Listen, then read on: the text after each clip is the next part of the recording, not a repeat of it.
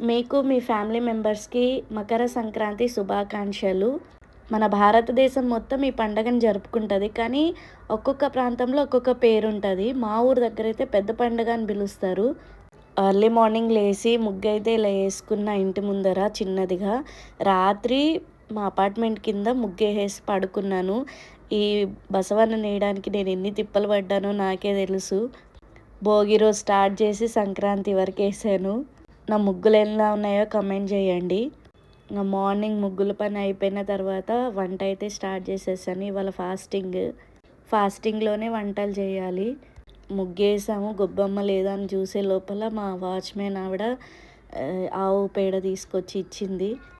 గొబ్బెమ్మలు పెట్టేశాను. రేగిపండ్లున్నాయి. అవి కూడా పెట్టి పూలు పెట్టి అలంకరించేసా.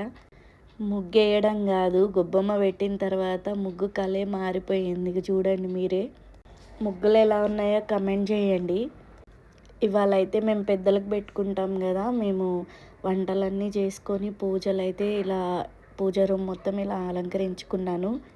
ప్రసాదాలన్నీ చేసేసిన తర్వాత పెద్దల ఫోటోలు గూడా తుడిచి నీట్‌గా బొట్లు పెట్టుకొని మాల వేసుకునేది మా అత్తమ్మ గారి ఫోటో. నేనైతే ప్రసాదాలు పాయసం చేసిన, పొంగల్ చేశాను.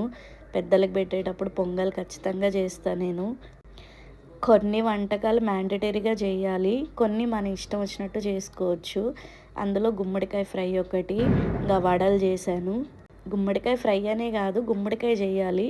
సాంబార్ కానీ, ముక్కల పులుసు కానీ అట్లా. ఇంకా పులిహోర చేశాను. ఎప్పుడు పండగలకి ఇవి రొటీన్‌గా చేస్తూ ఉంటాను. పెద్దగా ఏం చేయను ఇంక వేరేవేవి. ఇంక సాంబార్ చేశాను, నువ్వుల పచ్చడి. ఆల్రెడీ మా తాతయ్యకి పెట్టుకునేటప్పుడు చేశాను కదా! చూపెట్టాను. ఇంక మా అమ్మ అయితే మాకు మందారాలు పూసాయని వీడియో పెట్టింది. ముగ్గులు చూడండి ఎలా ఇరగదీసిందో మా అమ్మ అసలకి.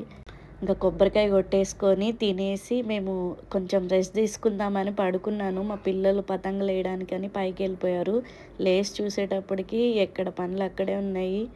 ఇవన్నీ మామూలుగా ఉండేటివే కదా! నా ఎనర్జీ డ్రింక్ తాగేసి నేను పనులైతే స్టార్ట్ చేశాను. వీడియో నచ్చితే లైక్ అండ్ సబ్స్క్రైబ్.